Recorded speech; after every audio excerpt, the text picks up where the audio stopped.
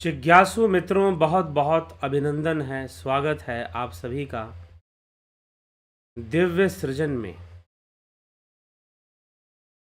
प्रत्येक दिवस की भांति आज फिर हम यहाँ पर यह लाइव चर्चा का कार्यक्रम शुरू कर रहे हैं और आज का जो विषय है अभ्यास योग। यह अभ्यास योग क्या है? अभ्यास योग से मोक्ष की प्राप्ति। क्या अभ्यास योग से भी मोक्ष की प्राप्ति है? कुछ लोग कहते हैं कि श्रीमद् भगवत गीता में ज्ञान योग की चर्चा है, राज योग की चर्चा है, भक्ति योग की चर्चा है, सांख्य योग की चर्चा है, प्रेम योग की चर्चा है। लेकिन श्रीमद् भगवत गीता में अभ्यास योग की भी चर्चा है। तो एक और जिनको यह जानना है या इस बात पर ज़्यादा ध्यान देते हैं कि बहुत सारे योग बताए गए, कंफ्यूज कर दिया गया है, तो एक कंफ्यूजन और क्रिएट होगा अब कि आप अभ्यास योग करिए। अभ्यास योग के बारे में भी बताया गया है। तो जिनको अभी तक ना पता हो कि भगवान कृष्ण ने श्रीमद् भगवत गीता में अभ्यास योग के बारे में भी बताया है, तो वो नोट डाउन कर ले कि भैया ये तो अभ्यास योग के बारे में भी बता रहे, पता नहीं कितने योग सिखाएंगे, एक ही योग बढ़िया से बता देते। अब लोग इतने ज्ञानी हैं कि शायद भगवान कृष्ण उतने ज्ञानी नहीं थे। कुछ लोग कई बार ऐसे टिप्पणी करते हैं जैसे कि उनका ज्ञान बहुत परिपक्व हो गया है। कुल मिलाकर मानसिक गुलामी की एक बहुत बड़ी आदत है कुछ लोगों को इस देश में। उनको अगर अंग्रेजी भाषा में कुछ कह दिया जाए तो उनको लगेगा कि शायद निश्चय ही बहुत इंपॉर्टेंट बात कही जा रही है, बहुत महत्वपूर्ण बात कही जा रही है। तो अभी भी हैं कुछ लोग, व्याप्त हैं कुछ लोग इस प्रकार से, लेकिन फिर भी काफ़ी सुधार भी हुआ है इस प्रक्रिया में और इस तरह की बुरी भावना में। चलिए, तो अभ्यास योग को हम समझने का प्रयास करेंगे कि अभ्यास योग से मोक्ष की प्राप्ति कैसे होती है और अभ्यास योग का महत्व क्या है, कब अभ्यास योग करना चाहिए, कैसे अभ्यास योग करना चाहिए। तो भगवान मात्र ऐसा नहीं कि श्रीमद् भगवत गीता, अपितु पतंजलि योग सूत्र में भी अभ्यास योग की चर्चा है। इसलिए श्रीमद् भगवत गीता तो योग शास्त्र ही है, ऐसा समझना चाहिए। तो भगवान अर्जुन से अब हम फिर से चलते हैं कि भगवान अर्जुन से कहते क्या हैं। तो कहते हैं कि अधिदेव, अधिभूत, अधियज्ञ क्या है, ब्रह्म क्या है, अध्यात्म क्या है, कर्म क्या है, ये सारी बातें बतलाते हैं। और अंत काल में जीव की गति कैसी होती है तो उसको बताते हुए उन्होंने कहा कि अंत समय में जो मुझे जान जाता है, किस रूप में मुझे जानता है? आत्मा के रूप में मुझे जानता है। मैं सभी देह में घट घट में विराजमान रहने वाला मैं ही तो आत्मा हूं। और जो मुझे तत्व रूप में जान जाता है और वह मेरा स्मरण करता है, जब मेरा स्मरण करेगा, अंत काले च मामेव स्मरण मुक्त्वा कलेवरम यह प्रयाति समद्भावम यास्ति नास्ति यत्र संशय। इसमें कोई संशय नहीं है अर्जुन की, अंत काल में जो मेरा स्मरण करेगा वो मुझे ही प्राप्त होगा, तत्व तत्व में ही जाकर लीन होगा। लेकिन जो ऐसा ना करे, यम यम वापि स्मरण भावम, जो दूसरे भावों में रहेगा, यम यम वापि स्मरण भावम त्यजतन्ते कलेवरम तम तमे वेति कौन्ते सदा तद्भाव भाविता। कि जो दूसरे भावों में रहेगा वो उन भावों को फिर प्राप्त करेगा। इस विषय पर कल की चर्चा पे हमने बहुत अच्छे से चर्चा की है। अब करना क्या चाहिए? तो भगवान यह भी कहते हैं कि मामनुस्मर युद्ध च, तो सभी काल में, तस्मात् सर्वेषु कालेषु मामनुस्मर युद्ध च, अर्जुन तो सभी काल में स्मरण करते हुए युद्ध भी कर।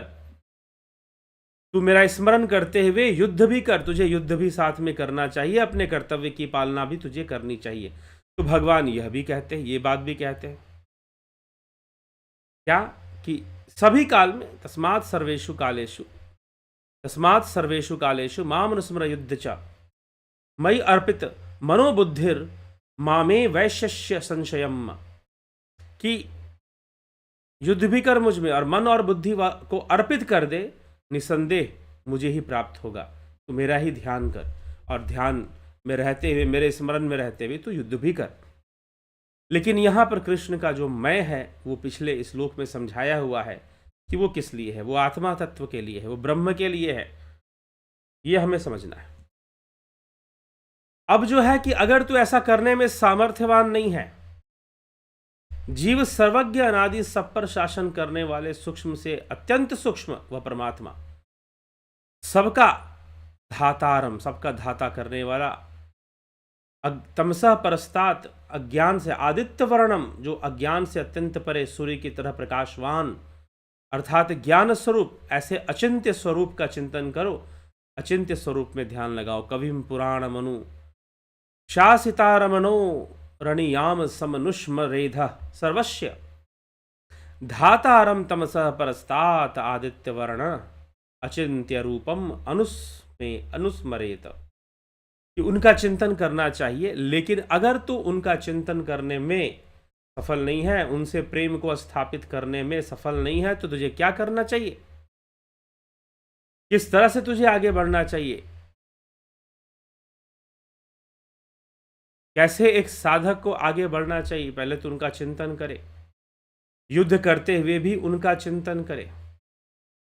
लेकिन अगर कठिन लग रहा है, नहीं हो पा रहा है, मन और बुद्धि को अर्पित नहीं कर पा रहा है, कुछ ऐसी स्थिति बन रही है, तो फिर उस साधक को क्या करना चाहिए, फिर उस साधक को अभ्यास करना चाहिए।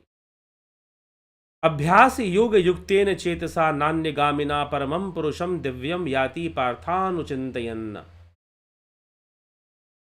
अभ्यास योग युक्तेन चेतसा, अभ्यास योग युक्तेन चेतसा नान्यगामिना परमं पुरुषम दिव्यम याति पार्थानुचिंतयन्। हे प्रथानंदन, हे पार्थ, अभ्यास योग से युक्त, अन्य का चिंतन ना करने वाले निश्चित से परम दिव्य पुरुष का चिंतन करता हुआ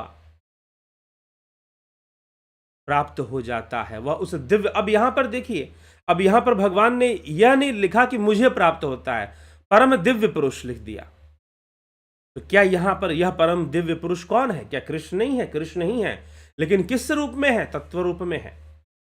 तो इसीलिए जब श्रीमद् भगवत गीता पढ़ते हैं तो बीच बीच में भगवान ने शब्दों को बदल दिया है। क्यों बदल दिया है? ताकि आपको समझ में आए। कृष्ण जब कहते हैं कि मुझे प्राप्त करना है, इसका मतलब कृष्ण का शरीर नहीं है, इसका मतलब कृष्ण का मोर मुकुटधारी शरीर नहीं है, बंसीधारी शरीर नहीं है। अरे वो तो द्वापर युग में धारण किया था बस।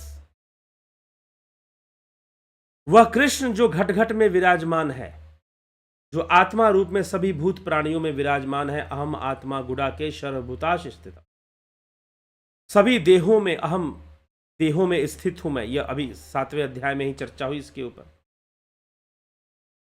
इसी अध्याय के 8वें अध्याय के 4थे श्लोक में भी इस बात पे चर्चा हुई कि सभी देहों में स्थित मैं आत्मा। तो उसको जो समर्पित हो रहा है वही दिव्य पुरुष है। उसी के लिए कहा गया वेदाहमेतम पुरुषम पुरुषम महांतम आदित्य वर्णन तमस परस्तात् तमेव विदित्वाति मृत्युमेति नान्य पंथा विद्यते यनाय, विद्यते यनाय, नान्य पंथा विद्यते यनाय। तो वह जो दिव्य पुरुष है, आदित्य समान, आदित्य वर्ण है उसका, प्रकाश वर्ण है। आदित्य मतलब प्रकाश।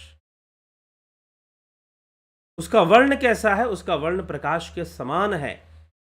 जो उसको जान लेता है वो मृत्यु पर विजय प्राप्त करता है। वेदाहमेतम पुरुषम महांतम आदित्य वर्णन तमसः परस्तात् तमे विद्वाति अमृत्युमेति। उसे मृत्यु नहीं व्याप्त हो सकती, क्योंकि उसे तो मोक्ष मिलेगा, उसे तो जीवन मुक्ति मिलेगी। वह मृत्यु से पार जाने की क्षमता पैदा करेगा अपनी साधना से, अपने योग बल से। आदित्य वर्णन तमसः परस्तात् तमेव विदित्वाति, उसको जानकर, तमेव विदित्वाति अमृत्युमेति नान्य पंथा विदिते यनाय। मृत्यु के पार जाने का दूसरा कोई मार्ग भी नहीं है, यही एक मार्ग है योग का। तो यदि तुझे चिंतन करने के लिए कहा जा रहा है कि तस्मात् सर्वेषु कालेषु माम अनुस्मर युद्ध च, तस्मात् सर्वेषु कालेषु माम अनुस्मर युद्ध च, यदि ऐसा कहा जा रहा है तो तू ऐसा कर। अपनी मन बुद्धि को मुझ में समर्पित कर दे। लेकिन अगर तू नहीं कर पा रहा है, तेरे अंदर वैसा समर्पण प्रेम जागृत नहीं हो पा रहा है, अचानक से होता भी नहीं है, क्योंकि अचानक से जो होता है वो कई बार गलत हो जाता है, उसमें कई बार अंधविश्वास का स्थान बन जाता है, और अंधविश्वास का स्थान बनने के कारण वह एक अनर्थ या व्यर्थ ईश्वर निर्भरता को प्रकट कर देता है, जहां पर आदमी कर्म करना छोड़कर किसी देवी देवता को ही अपना ईश्वर मानकर उस पर निर्भर हो जाता है, और अपना कर्म भी सही से नहीं कर पाता है। उसे लगता है कि उसका इष्ट ही सब कुछ कर देगा, करवा देगा, और उसकी जो भक्ति है वो भी उस स्तर की नहीं होती है, वो भी उस लेवल की नहीं होती है। फिर लाभ क्या मिलेगा फिर? तो इसीलिए जिनका मन बुद्धि समर्पित नहीं है और वो ऐसे परम पद को प्राप्त करना चाहते हैं, ऐसी कृपा को प्राप्त करना चाहते हैं, तो उन्हें अभ्यास योग का मार्ग अपनाना चाहिए।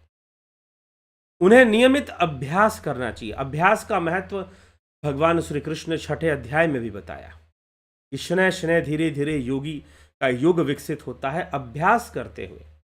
लेकिन यहां पर भगवान अभ्यास योग का ही पूरा महत्व बता रहे हैं कि जो निरंतर अभ्यास करेगा, जो अभ्यास योग को अपनाएगा, उसे ईश्वर से प्रेम है नहीं है, कुछ है नहीं है, उसे अगर योग मार्ग मिला है, ध्यान योग की विधि मिली है, तो वह बस अभ्यास में लग जाए। अगर प्रेम है तो बहुत अच्छी बात है, न भी है तो वो अभ्यास की प्रक्रिया से जुड़ जाए, रेगुलर प्रैक्टिस में रहे, ध्यान योग की प्रणव साधना के रेगुलर प्रैक्टिस में, तो निश्चय ही वह उस पर ब्रह्म को प्राप्त हो जाएगा। तो अभ्यास के द्वारा, अभ्यास योग युक्तेन चेतसा नान्यगामिना परमं पुरुषम दिव्यम याति पार्थानुचिंतयन्। हे प्रथानंदन, अभ्यास योग से युक्त अन्य का चिंतन न करने वाला, जो निरंतर अभ्यास में लगा है, न करने वाले चित्त से परम दिव्य पुरुष का चिंतन करता हुआ उसी को प्राप्त हो जाता है अभ्यास योग के द्वारा। प्रैक्टिस योगा, जहां अभ्यास आपको निरंतर करते रहना है। तो ये अभ्यास योग का बहुत ज्यादा महत्व बनाया गया है। अभ्यास योग से पता नहीं क्या से क्या चीज संभव है, बहुत असंभव भी संभव हो सकता है। इसलिए अभ्यासी बनो। महर्षि पतंजलि भी कहते हैं योगश्चित्त वृत्ति निरोधा, अभ्यास वैराग्याभ्याम तन्निरोधा, कि अभ्यास वैराग्य के द्वारा निरोध होगा। अभ्यास वैराग्य के द्वारा ही तो निरोध होगा। तो ऐसा तथ्य भी भगवान यहां पर अर्जुन से कह रहे हैं कि जरूरी हो सकता है तेरा मन ना लगे, तू अपने मन बुद्धि को समर्पित ना कर पाए, तो तू अभ्यास कर, प्रैक्टिस में ले आ सारी चीजों को, अभ्यास कर। जब अभ्यास करेगा निरंतर ध्यान का, उस शून्य से जुड़ने का, प्रणव का, उस अजपा गायत्री का, जब निरंतर अभ्यास होगा, प्रैक्टिस होगा, तो सब दिव्य जो अनुभूतियां हैं वह भी आपके जीवन में अवश्य आ जाएंगी, और आपको बहुत बड़ा लाभ इसके माध्यम से प्राप्त होगा। फिर तो यह विषय अभ्यास का विषय है, योग अभ्यास का विषय है। इसलिए हमें अभ्यास की ओर ध्यान देते हुए हमें अभ्यास करना चाहिए।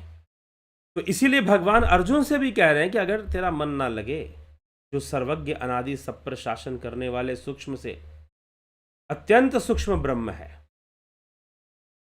ठीक, अभ्यास योग से युक्त अन्य का चिंतन ना करने वाले चित्त से, जो अभ्यास योग से युक्त होकर अन्य का चिंतन नहीं करते हैं, परम दिव्य पुरुष का चिंतन करते हैं, और उसी को अंत में प्राप्त हो जाए। वह परम दिव्य पुरुष का चिंतन करते हैं और उसी को अंत में प्राप्त हो जाते हैं। तो हमें अभ्यास योग प्रैक्टिस करनी पड़ेगी। अभ्यास में बहुत शक्ति है। अभ्यास में वो शक्ति है कि प्रेम ना हो तो भी प्रेम हो जाएगा। अभ्यास में ही वो शक्ति है। अभ्यास के अलावा आप योग का मार्ग छोड़ दीजिए, संसार का मार्ग अपनाइए। संसार में यदि आपको कुछ सीखना है, समझना है, जानना है, तो आपको अभ्यास का मार्ग दिखाया जाएगा कि भाई अभ्यास के मार्ग पे चलो। यदि अभ्यास के मार्ग पर नहीं चलोगे तो परिपक्वता कहां से आएगी? परिपक्वता कहाँ से आएगी? ठीक। तो अभ्यास के अंदर अद्भुत शक्ति होती है। करत करत अभ्यास ते, करत करत अभ्यास ते जड़मति होत सुजान, रसरी आवत जातते सिल पर पड़त निशान। रस्सी कितनी कोमल होती है, लेकिन जब वो पत्थर पर रस्सी को घिसा जाता है, एक बार दो बार और लगातार प्रतिदिन घिसा जाए, तो पत्थर भी कट जाएगा, पत्थर पर भी निशान पड़ जाएगा, पत्थर पे भी गड्ढा हो जाएगा।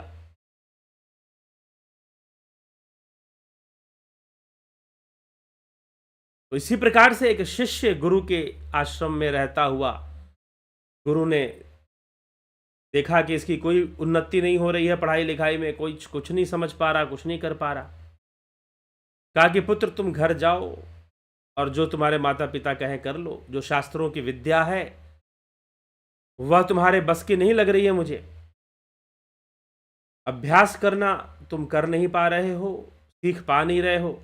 निराश होकर शिष्य जाने लगा और जाकर जो है उसने एक जगह पर पहुंचा पानी पीने के लिए। वहां कुआं था, कुआं को पत्थर की एक दीवार से, छोटे से दीवार से घेरा हुआ था ताकि कोई उसमें गिर ना जाए। लोग कुएं को घेरते हैं ऐसे।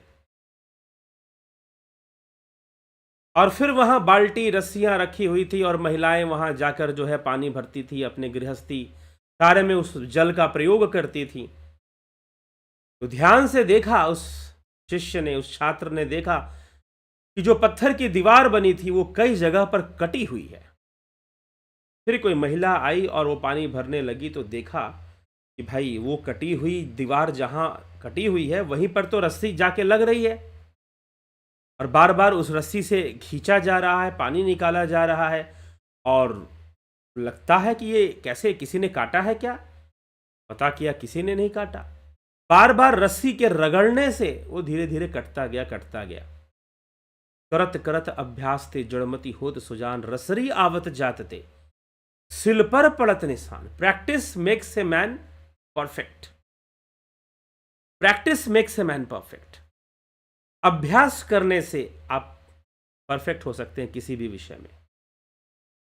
एक बालक, उसको साइकिल चलाना सीखना है, अभी 7-8 साल की उम्र भले उसकी होगी, 6-7 साल की। साइकिल चलाते हैं लोग इस उम्र में, तो साइकिल चलाना सीखना है उसे। लेकिन जब भी चलाने जाता है बेचारा गिर जाता है। तो अब उपाय क्या है कि उसे साइकिल चलाना आ जाए? उपाय यही है कि भैया गिरने के बाद उठो और दोबारा साइकिल पे बैठो, कोई विकल्प नहीं है। अभ्यासी बनो, अभ्यास करने की सोच रखो, प्रैक्टिस करने की मनसा रखो।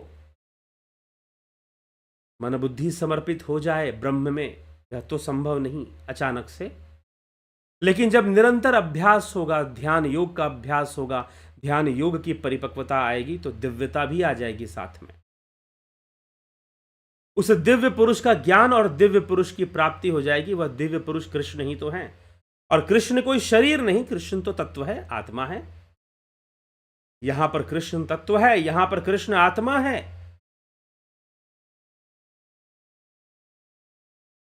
तो अभ्यास योग करने की बात कह रहे हैं। लेकिन मैंने जितने भी गीता प्रवचन देने वाले लोगों की बातें सुनी हैं, मैंने उनमें से किसी व्यक्ति को अभ्यास योग पे प्रवचन देते हुए नहीं सुना। वो सारी बातें एक ही बात समझाने में लगे रहते हैं कि अरे अपने आप को कृष्ण को समर्पित कर दो, छोड़ दो, भगवान सब कर रहे हैं, ऐसा मान लो, क्या इतना हाथ पैर मारना है, छोड़ो, सत्संग सुनो, दान दक्षिणा दो और अपना खाओ पियो मस्त रहो, सब भगवान संभाल लेंगे ना, तुम्हें कर्म करने की क्या जरूरत है। नहीं तो इतने सारे भक्त, इतने सारे गुरु लोग थे, फिर भी यह देश गुलाम रहा। क्योंकि कुछ विचारधाराएं ऐसी आई जिन्होंने गॉड डिपेंडेंसी बढ़ा दी, और कुछ लोग ऐसे हुए जिन्होंने आसान रास्ता चुना कि कुछ करने की जरूरत क्या है, सब वो कर देंगे।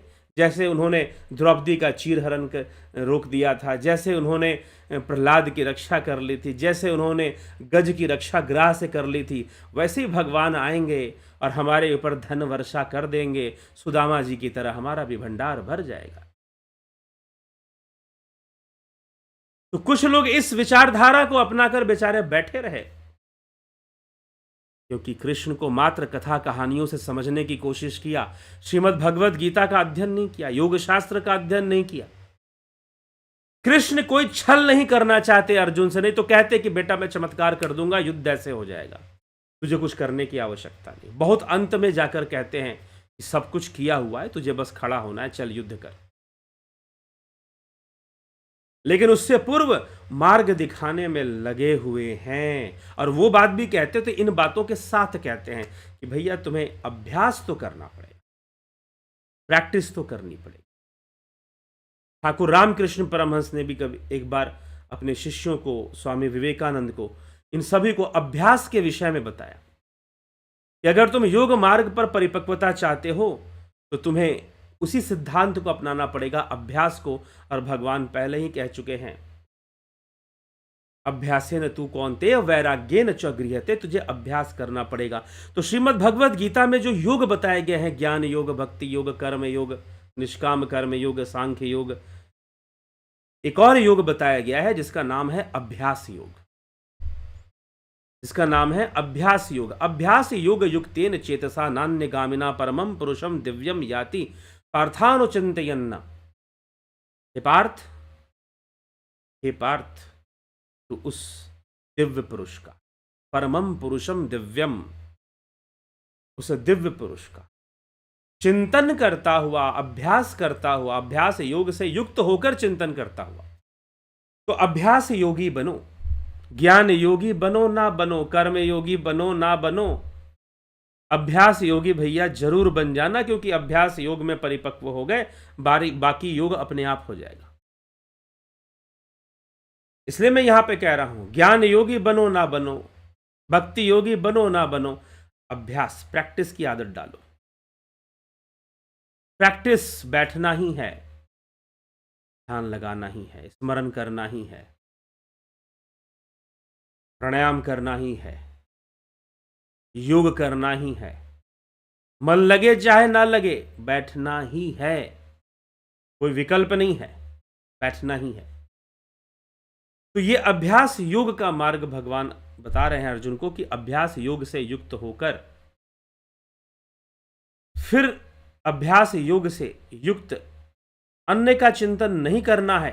अन्य का चिंतन ना करने वाले चित्त से, चित्त में कोई दूसरी बात ना हो, चित्त में कोई इन्फेक्शन ना हो, कोई दूसरी चीज चित्त में ना चल रही हो, संसार का मोह माया चित्त में ना चल रहा हो। अभ्यास योग युक्त से युक्त अन्य का चिंतन ना करने वाले चित्त से परम दिव्य पुरुष का चिंतन करता हुआ उस परम दिव्य पुरुष को ही तो प्राप्त होगा। तो अभ्यास योग के मर्म को और महत्व को, इंपॉर्टेंस को हमें समझना चाहिए कि हमें प्रैक्टिस करनी पड़ेगी। Practice makes a man perfect. अगर आप ध्यान योग करते हो तो नियमित अभ्यास करना पड़ेगा। अभ्यास ही सबसे महत्वपूर्ण विषय यहां बन जाए। तो हमें अभ्यासी बनना पड़ेगा, अभ्यास करना पड़ेगा। अभ्यास करेंगे तो सब होगा, सब होगा। आत्मस्थिति भी होगी, अवस्थाएं भी बनेगी, और ऐसा अभ्यास योग करने वाले जो सर्वज्ञ अनादि सब पर शासन करने वाला, सूक्ष्म से भी सूक्ष्म, अणियांसम सर्वस्य धातारम, धारण पोषण करने वाला, अज्ञान से अत्यंत परे, सूर्य की तरह प्रकाश रूप अर्थात ज्ञान स्वरूप ऐसे अचिंत्य स्वरूप का चिंतन करता है या करना चाहिए। तो ऐसा चिंतन करने का अभ्यास करना चाहिए, प्रैक्टिस करना चाहिए। तो जब अच्छा अभ्यास होगा तो निश्चय ही सफलता भी अवश्य मिलेगी। जिसकी अच्छी प्रैक्टिस होगी उसे सफलता भी अभ्यास अवश्य मिलेगी। तो अभ्यास का पुण्य उसे जरूर मिलेगा। और एक छात्र को जब समझ में आ गई कि करत करत अभ्यास ते जड़मति होत सुजान, रसरी आवत जात ते सिल पर पड़त निश। करत करत अभ्यास ते, अभ्यास करने से हो जाएगा। तो अभ्यास करिए और चलते रहिए, आगे बढ़ते रहिए। जिन्होंने ध्यान योग किया है उनके लिए भी एक बहुत बड़ी प्रेरणा है भगवान कृष्ण के द्वारा कि अभ्यास योगी बनिए। प्रैक्टिस करने से भागिए मत। बैठना ही छोड़ देंगे तो क्या होगा? अगर मान लो कोई बच्चा साइकिल से गिर गया और वो बोलेगा कि मैं साइकिल पे बैठूंगा ही नहीं, मैं गिर गया तो मैं बैठूंगा ही नहीं, सारी जिंदगी कभी साइकिल नहीं चला पाएगा वो।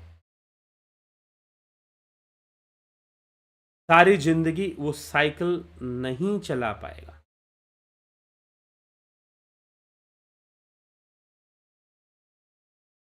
तो ये हमें समझना है, क्योंकि उसने अभ्यास का त्याग कर दिया, दोबारा बैठने से मना कर दिया। तो इसी प्रकार से अभ्यास, और जब गुरु का सानिध्य हो तो अभ्यास अच्छा होगा। कोई साइकिल सिखाने वाला हो तो और अच्छा अभ्यास कर देगा, थोड़ा सपोर्ट कर देगा, थोड़ा सहारा दे देगा। यही तो गुरु का कार्य है, सहारा देना। थोड़ा चलना तो साधक को ही है। साधना शब्द का अर्थ क्या है? साधना शब्द का अर्थ है अभ्यास।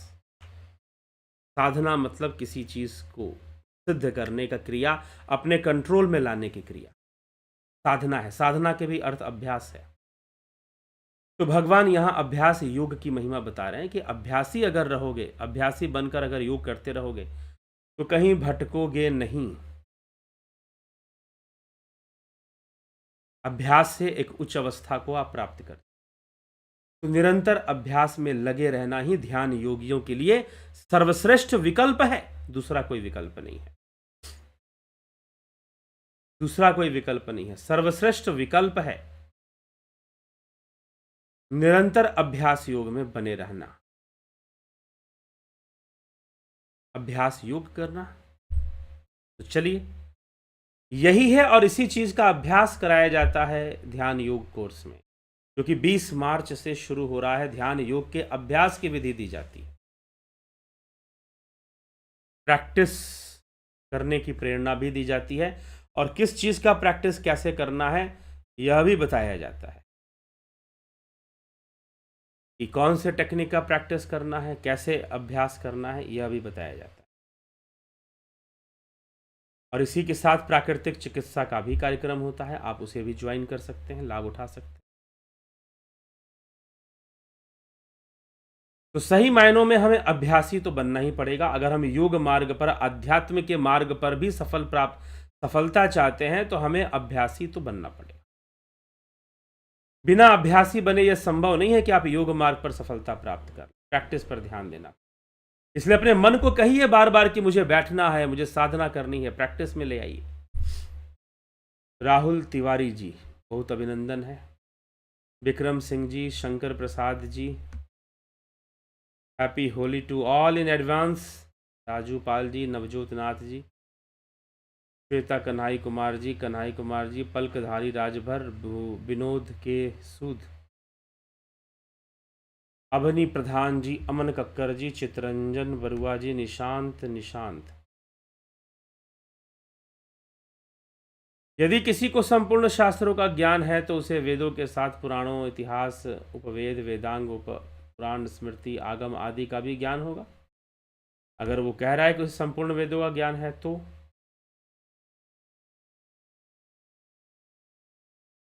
हिंदू धर्म में कुल कितने षड्दर्शन परंपरा है? 6 शास्त्र हो।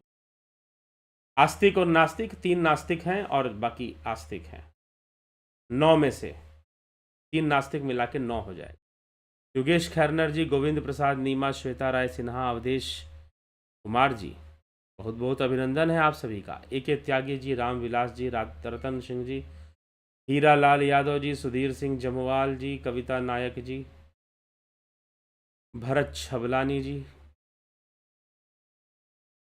गौरव त्यागी,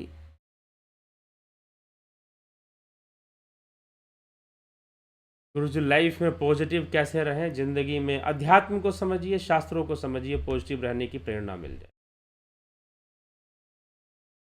सतीश कुमार जी, किशोर वैद्य जी, कमलेश खैरनर जी,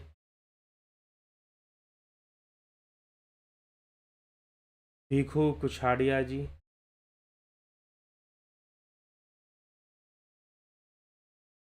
किशोर वैद्य जी, नद्दू सिंह जी, अर्जन भाई चौहान, कलिंद्र सेठ, रूपलाल विश्वकर्मा, विसलाल बहादुर सिंह जी, घनश्याम सरोदे, नूतन Bhatt ji, Anil Soni ji, Vishnu Chandra Maurya, Jagat Narayan ji, Afanta production ji, pin to BSB, Uday Shankar ji, Pawan Kumar जी,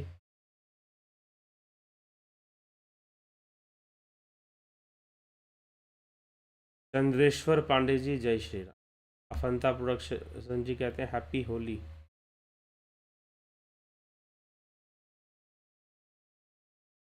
कुंडलिनी शक्ति उसाब है मतलब। चलिए इसी तरह से हम इस बातों को समझें और अभ्यास के द्वारा अपनी समस्याओं का हम समाधान कर सकते हैं। तो अभी विराम देंगे इस कार्यक्रम को, कल फिर मिलेंगे 9 PM लाइव चर्चा में। बहुत बहुत आभार आप सभी का। ओम तत्सत। और जो ध्यान योग का कोर्स करना चाहते हैं व्यक्तिगत रूप से संपर्क कर आप ध्यान योग की सारी जानकारी ले सकते हैं, और नंबर हम आपको